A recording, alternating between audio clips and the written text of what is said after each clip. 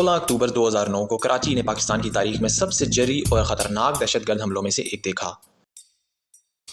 یہ حملہ تھا کرمنل انویسٹیگیشن ڈپارٹمنٹ یعنی CID پر، جو دہشت گرد نیٹ ورک کو ٹریس کرنے اور ختم کرنے کے ذمہ دار ایک اہم ڈیفینسو ادارہ تھا، جو ایک منظم اور تباہ کن حملے کا سیدھا نشانہ بنا۔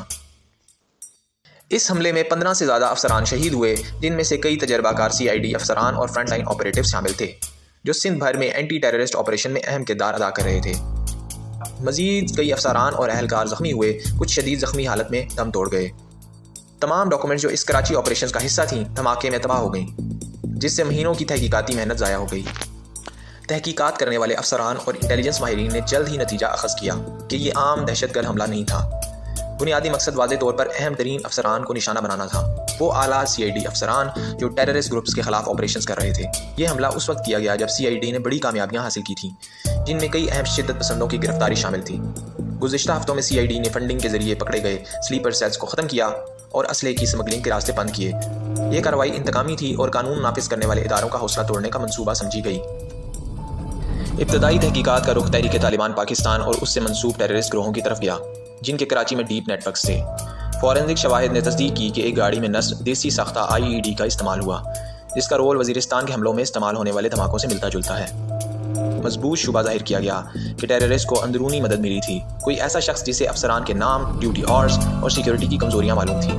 اگرچہ بعد میں کچھ گرفتاریاں ہوئیں، لیکن بہت سے لوگوں کا ماننا تھا کہ اصل منصوبہ ساز ابھی بھی آزاد گھوم رہے ہیں۔ کراچی CID پر یہ حملہ پاکستان کی سیکیورٹی کمیونٹی کے لیے ایک بہت بڑا دھچکا تھا۔ اس کے بعد سینسٹیو پولیس ڈپارٹمنٹس کے لیے سیکیورٹی پروٹوکولز کو مکمل طور پر تبدیل کر دیا گیا۔ افسران کی موومنٹ اسکیجول میں تبدیلی کی گئی تاکہ اندازہ لگانا مشکل ہو۔ پولیس، رینجرز اور فیڈرل ایجنسیز کے درمیان انٹیلیجنس شیئرنگ مزید بڑھائی گئی، لیکن کئی افسران کا ماننا تھا کہ یہ نقصان جسمانی اور نفسیاتی ہے اور ناقابل تلافی ہے۔ 2008 سے 2013 کے درمیان کراچی میں ٹارگٹ کلنگ کافی زیادہ تھی۔ MQM کا کلیم تھا کہ وہ اپنے سپورٹرز کے اوپر ایکسٹرا جوڈیشل انکاؤنٹرز کا جواب دے رہے ہیں۔